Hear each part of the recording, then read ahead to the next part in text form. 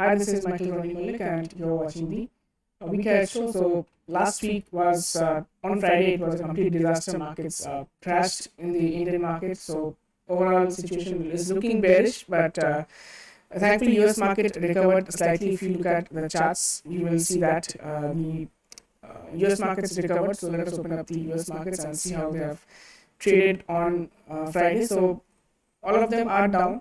All of them are down by 0.7-0.5%, but at least there was some recovery towards the end, and all of them tried to end at the day's high, Nasdaq, S&P 500, and Dow Jones. So this gives up a slight hope of a short-term bounce, maybe in the global markets, and SGX Nifty is already showing a gap up of 60-70 points.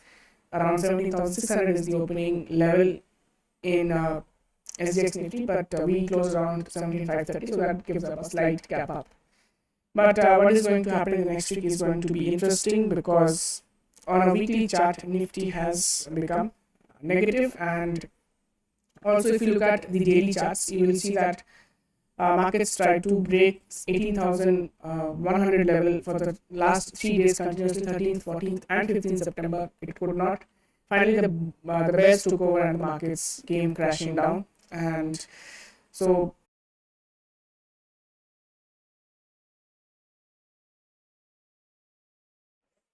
yes, sorry about the interruption. I think we are back. Yeah. So what happened is Nifty broke down from these levels. 17,530 looks, I mean, markets, in fact, at one point it broke 17,500. It made a low of 17,497 is what we are seeing. And from there, what happened is, so it looks a slight bearish with a huge volume as well. So on a weekly chart, if you look at the low levels, we can expect Nifty to take about around 17,170. That is the lowest point. If that is broken, we will expect a long-term bearishness in the market. Nifty can go down to maybe 17,000 and below. So that is likely on the cards, and we have to see how that happens. Apart from that, Bank Nifty was particularly strong, but still it ended in the positive slightly. Nifty ended actually in the red. It is Nifty is down by close to more than 1%, I think. Yeah, let me check. 1.7% down Nifty on a weekly basis, but Bank Nifty was up slightly by around 0.89% up. Bank Nifty. So Bank Nifty has also hit our all-time high, and from there it is looking like a double top formation in Bank Nifty as well. So maybe if that top is not broken, we can expect bearishness in the market, especially in Bank Nifty. 40,000 is looking like a strong support for Bank Nifty. We have to wait and see how the markets react around those levels as a support, and 41,800 should be a resistance in the Bank Nifty. It was Nifty IT, the main culprit for why Nifty dragged so much down. It was IT index down by 7% last week, a huge red candle forming, you can see on a weekly chart.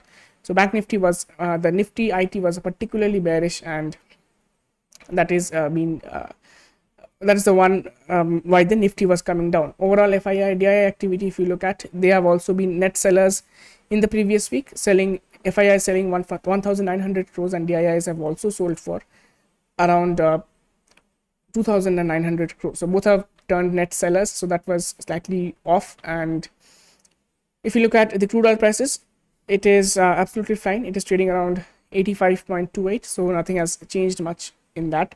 And dollar index, it was shooting up, but it is remained flat. Still it is high, is what I will say. 109.6 is still a very high level. It should come down for the markets to recover in a meaningful way, so that we have to watch out for that as well.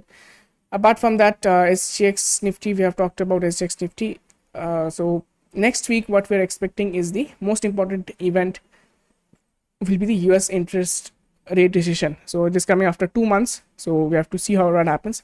Apart from that, on Tuesday, Japanese inflation rate coming out in the morning, and then Wednesday is the US interest rate decision. Expectation is a 75 basis point hike in the interest rate, but people are expecting a 100 basis point hike. If that happens, then there's a major bearishness ahead for the markets, because last week we saw Tuesday US inflation rate came out way higher than expected. It was not under control, and situation was not good in the US markets. 5 days of rally was completely spoiled in one day because of that. If you want to look at the magnitude of the fall, you can look at the US market. Let us open up any chart. Let's open up S&P 500, and if you look at the daily chart, you will understand the fall. So this was the Tuesday's fall, 13th of September. You can see 1, 2, 3, 4 days of rise, and then on one day it all crashed. Nasdaq, even it was worse. It was absolutely bearish. So that is the magnitude of the fall in the US markets. But this week's event on Wednesday is also likely to be a very, very important event. So watch out for that. We will be facing that effect on Thursday. It's an expiry day as well, 22nd of September. So things are going to be interesting on Thursday. So let us see what else is there. On Thursday, we have the Bank of Japan's interest rate decision coming out in the morning. And also we have, I think, UK's interest rate. Yes, UK's interest rate also coming out at 4:30 p.m. after market hours. And apart from that, on Friday, we have one event. That's the Fed Chair Jerome Powell's speech, 11:30 p.m. on Friday. So that is the entire events that you should be watching out for the next week. Apart from that, we have to look at the open interest as well. So Nifty is looking bearish, especially after Friday's fall. People have sold call options everywhere, and the highest call options seems to be at 70,800 and 18,000. These two levels are going to act as an important resistance, and on the downside 17,000 looks comfortable, and 17,500 is also where a few people have sold a put options. So 17,500 is the first support, and next is around 17,000. People are playing it safe, selling 17,000, that is around 500 points away. But when markets fall, it can easily come down 300-400 points in one particular day. So anything can happen. So that is why people are taking a safe bet on the downside. Still, markets are looking bearish on the put call ratio side. It is indicating 0.49. That indicates bearishness in the market. Coming to Bank Nifty, put call ratio is slightly better than Nifty, but it's still not positive. Still, it's 0.7. Below put call ratio below 1 is indicated as slight negative, and that is exactly the case. 41,000 and 41,500 seems to have the highest amount of call build up on the upside, and 40,000 followed by 40,500 and 40,000. These are the levels where puts are sold, and we have to see at least 41,000 being broken, so that we get some indication of recovery in Bank Nifty. Bank Nifty was particularly strong. It was Nifty IT which was dragging the markets continuously for the entire last week is what we can see, and what we have seen already. So that is there. Apart from that, some stocks which we were watching out, NTPC and Power Grid, definitely I was bullish on this stock. I'm still keeping my bullish bias on NTPC and Power Grid. It broke out with a good volume, and the fall came yesterday is because of the entire markets were negative. Apart from that, let us look at TCS and Infosys. They are looking pretty weak, and maybe this low can be retested in TCS. It can touch 2950. Maybe it could act as a double bottom. If there's some recovery coming at lower levels, that would be good. So TCS, definitely watch out for tomorrow. Maybe in the first few minutes it can come down, and then it can go up. But since SGX Nifty is opening indicating a gap up, maybe there can be slight recovery in the morning as well. So look out for all these levels in these stocks. And apart from that, banking stocks, especially in the Sind Bank, was looking strong despite the markets falling so much. It was up 2.6% just yesterday, so that is something to watch out. Reliance Industries, there is some news regarding government cutting on some windfall taxes, so Reliance might get a chance to recover tomorrow, so we have to see that as well.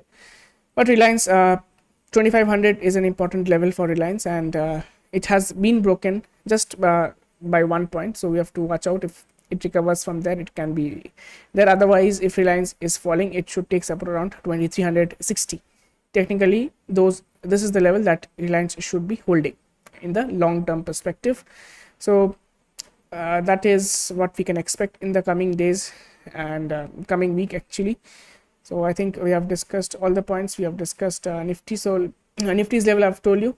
If you look at the price action levels, Nifty should take support around these levels of, I'm looking at 17,170 on the downside, 18,100 on the upside, and also this channel Nifty was trading in.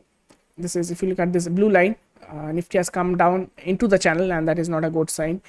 Nifty is down there. So this is because of global negativity. Our markets have been strong, and maybe it was profit booking coming in yesterday.